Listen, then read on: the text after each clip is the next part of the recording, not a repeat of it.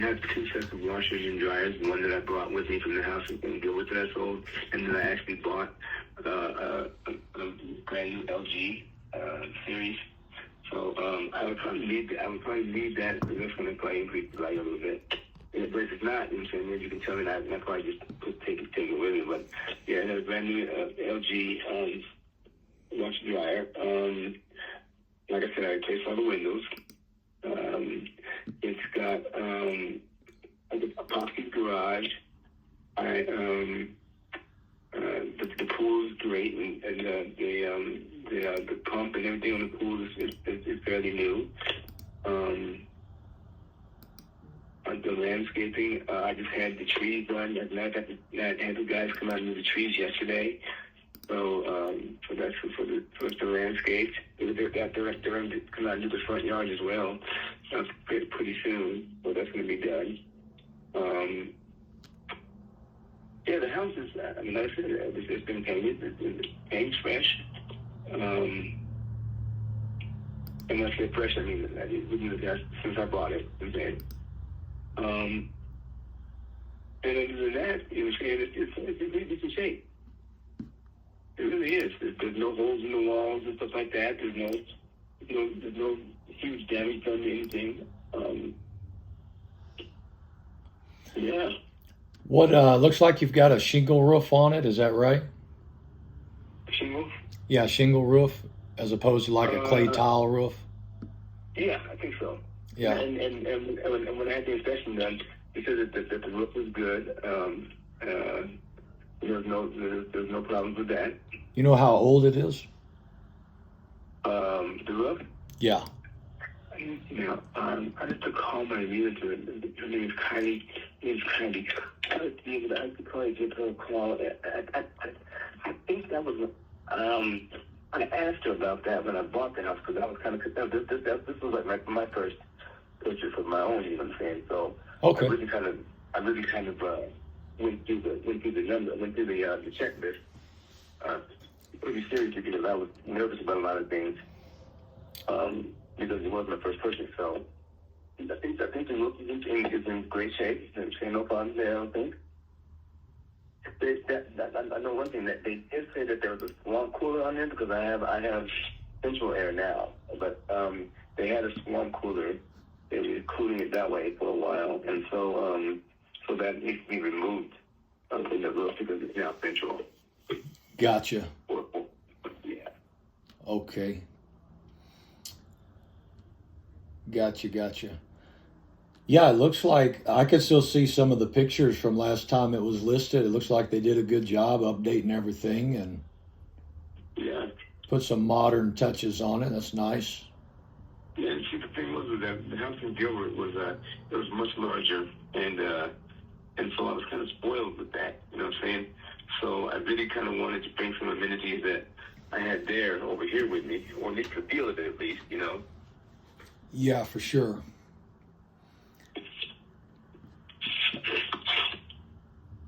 Yeah, that's good. So I see you've got a pool. You got a swimming pool. Yep. And the water's crystal clear. That's good. That's nice. That's a nice amenity to have in Arizona. Yeah, I'm originally from Colorado, so yeah, gotta have a pool out here. So what would be the reason that you're not selling it through a realtor? Well, because I got to tell you, I mean, and I learned this quite quickly. The realtor, even like, you know, she's a great lady. She, I mean, the right thing. She made like $38,000 on that deal. Absolutely. You know? Yeah. So, yep. I quickly learned that, in order to keep some money in my pocket, I got to do it a different way. Yeah, so there's definitely trade-offs. Obviously, as an investor, I've got to figure out what I'm going to do with the property, and we've got we've got some options on that. You have a mortgage on it? Nope. Okay, so it's free and clear. Yep, I paid cash for it. Yeah, I'm looking at the. looking at the neighborhood here. I'm gonna run a couple of calculations. Okay.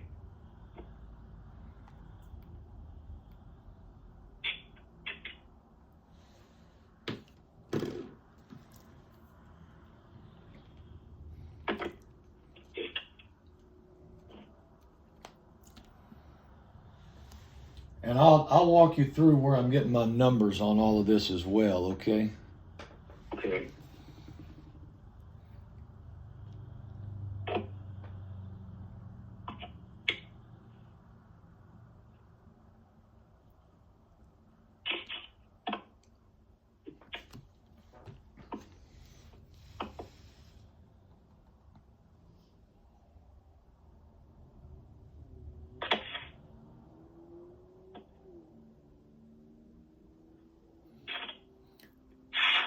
So 465.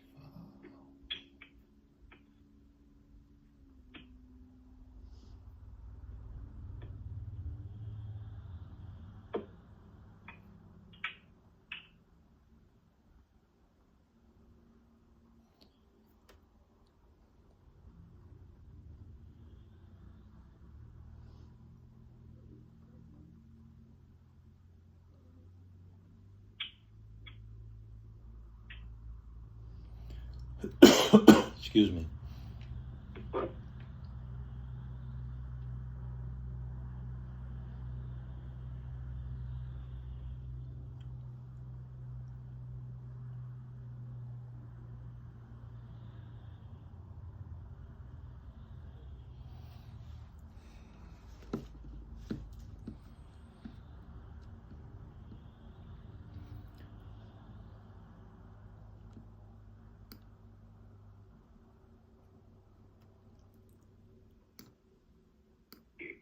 This process started, I'll be able to pay off my car and get that squared away.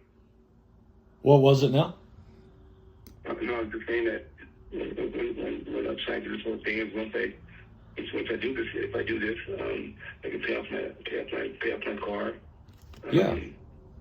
There's kind of a pricey little car out there. I want to pay for it. I got you. I don't know a whole lot, but I can get it off. Just get out of debt and get footloose and fancy free, huh? Yeah, no doubt. My age is about that time.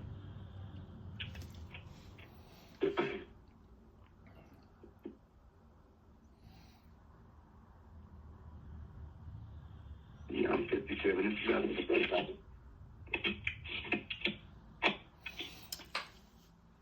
And then how soon are you looking to make a move on this, Dale? Hey, if the right offer's made, I'm ready to pull the trigger now. Okay. Anybody else involved in the decision making on that? Nope. Okay.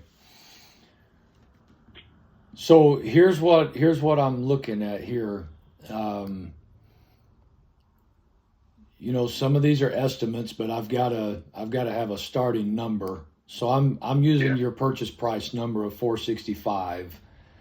The market has corrected downward since 2022.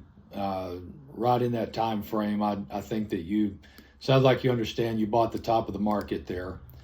So I'm going to use 15% as my correction number. So if we use 15%, that takes us down to basically, let me just run my numbers one more time, make sure that I did my math right. Okay. Times 0.15. Yeah, that takes us down to 395 with a 15% correction. And then here's the thing, depending on what I decide to do with the property, I've still got to get out of it at some point as well. Okay, so with realtors, you basically kick the can down the road. So in most of my exit strategies, I'm going to be finding a way to sell this property as well.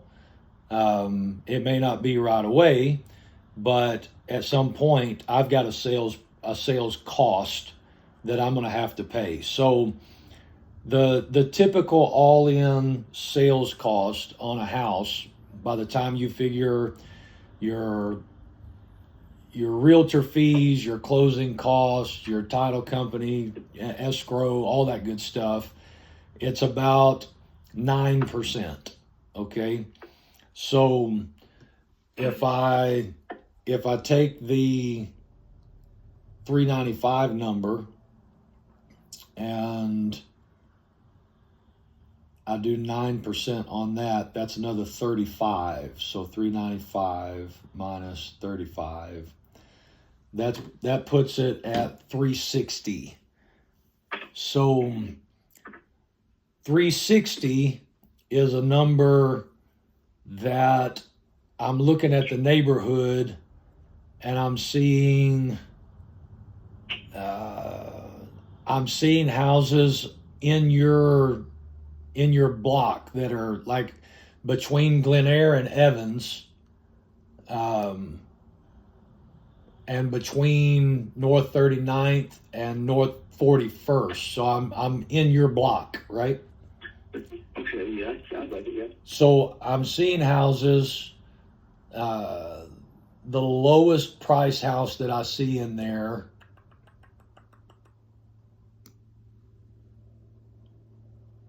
is $365 is the lowest price. They don't have a pool, so that would be an advantage that your house has. Right.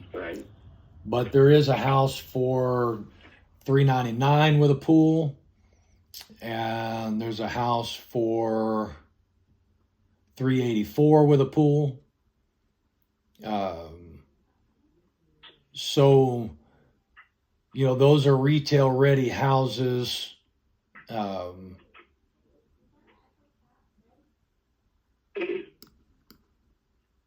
And those are the estimates that I'm seeing here on those. So at 360, I'm basically paying, well, we deducted the market correction and we deducted selling costs, and that really doesn't have me making anything, and I'm not running a nonprofit, if you know what I mean.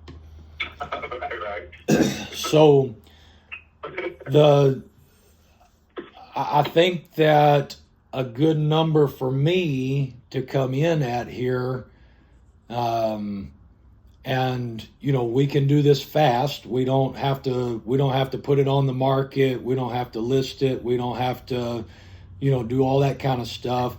If you're looking for a cash price, we're probably like $345 for a cash price.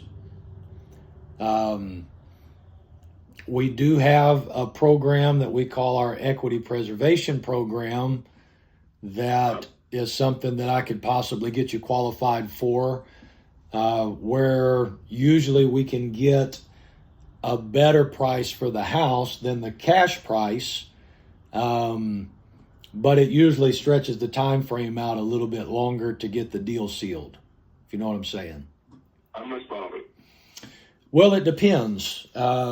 Usually, we're able to get those done in 60 to 90 days. But the advantage would be that instead of coming in at $345 on the cash price, I could probably get us up into like around that I could probably get us in like that 480 range there somewhere. Really? I'm sorry, I said 480. Instead of 480, it would be extremely optimistic. Yeah, 480. You should take that deal and run right now. If I'll give you 480 for it. Run that right now. Yeah, more like 380. We would be able to. We'd able to bring it up to 380 for our offer price if we could stretch the time frame out. Now, there's one other option that would keep you from paying capital gains tax. Now, I'm not an accountant, but we do these deals all the time, so don't take this as tax advice per se. But Gotcha. if you were interested in being the bank, then we could spread out the payments over time and you wouldn't have to pay capital gains on the money. No, let me ask you this. Now, because it was an inheritance, I didn't pay any taxes on to begin with. It was $5 million or less. I don't pay taxes on it. It wasn't inheritance. So as it is now into another transaction or flip, so to speak, would I have to pay taxes on it then? I know you're not giving me tax advice, but I'm kind of wondering. I don't think I could tax anyway on it. Yeah, so it depends. It depends. There are some. If I go when you're as an investor, something like that, you know what I'm saying, and then roll that money into something else, maybe I could save money in taxes that way. Yeah, if you did a like kind exchange, they call it a 1031 exchange, and you took, whatever money that you took from this real estate transaction and rolled it into another real estate transaction, as long as you do it in a specific time frame. And I would have to check on that time frame. It's not real long. I think it's probably like 60, 90 days, something like that. Then you don't have to pay capital gains tax on the money that you roll into the other real estate transaction. But as far as the inheritance tax, you got the money tax-free from the inheritance. You're putting it into an asset or an asset class that we know as real estate. What's gonna save you there is that if you don't have a gain, which obviously you wouldn't, you're going to be taking a little haircut on this. You would actually be able to write that off as a loss. Okay.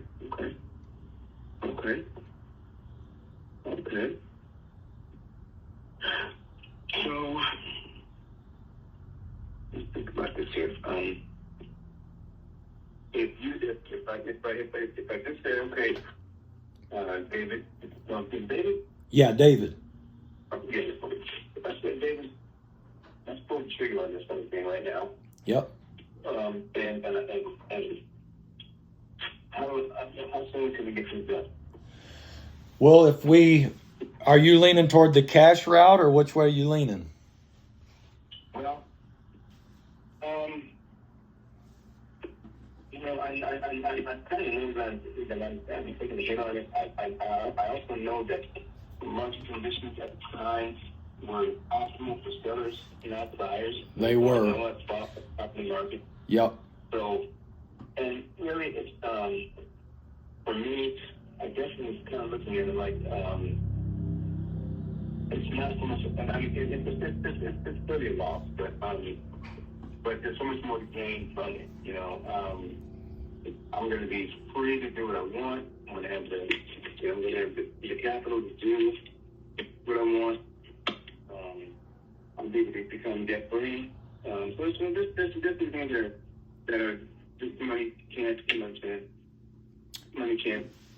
make up for. So. And to be honest with you, Dale, you've got a really good situation compared to a lot of people that I talk to in the area, because you're not upside down on a mortgage. You've got your house paid for.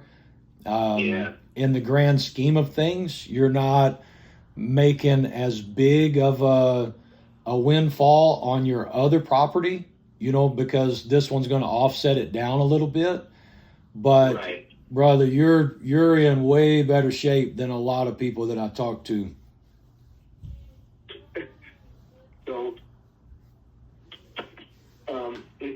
like I said, if we did do that, then how soon can we get the ball rolling on that whole thing? Well, if you want to do that, I can get you a contract today, and we could probably have this wrapped up in 30 days. We can typically have this thing closed in 30 days. Yeah. Okay. So the way that would look is send you a contract. I would have an inspection period. Yeah. I normally have like a 20-day inspection period so that I can get everybody in to take a look at things that I need to get in, contractors and such that, I know that I'm, not that I don't trust you, but we just met. Electrician, your plumber, your roof guy. Yeah. Yeah, you need to get that done for sure, yeah. Make sure that everything's as you described, and Right. as long as everything checks out, then we just take it right on to closing. Okay. So, so last question would be, on the website that the thing for, it was saying that you could get this done within 7 days, 5 days, whatever. So where does that come into play at? I mean, how does that happen? I would have to look at the wording on that. You can feel free to send it over to me, and sometimes marketing companies can get a little carried away. 5 to 7 days is really, really pushing it. Is 30 days too long? 30 days is pushing it for me because I'd like to be able to get some. I'm just uncomfortable. I'm just kind of uncomfortable right now because I don't have any capital right now. Okay. And I just need some capital to kind of stay afloat until I get this done. Yep. And I know that it's frustrating knowing that I have the capital tied up in the house, but I can't get to it. Yeah. No, I understand. Yeah. I would really have to push things to condense from there because we would have to get some capital lined up, to make this possible. We can do it. There's no doubt we can do it. But we've got a few moving parts on our end. What if I could bring this down to say 21 days to close, and you give me a 15-day inspection? Would that make it a little more breathing room for you? 21 days to close, 15-day inspection.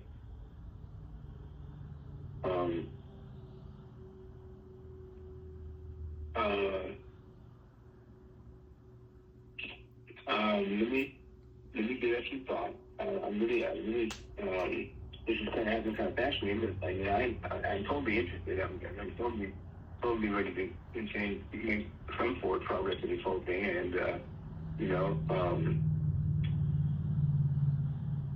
that could possibly work. I think that could possibly work. Okay. 21 days.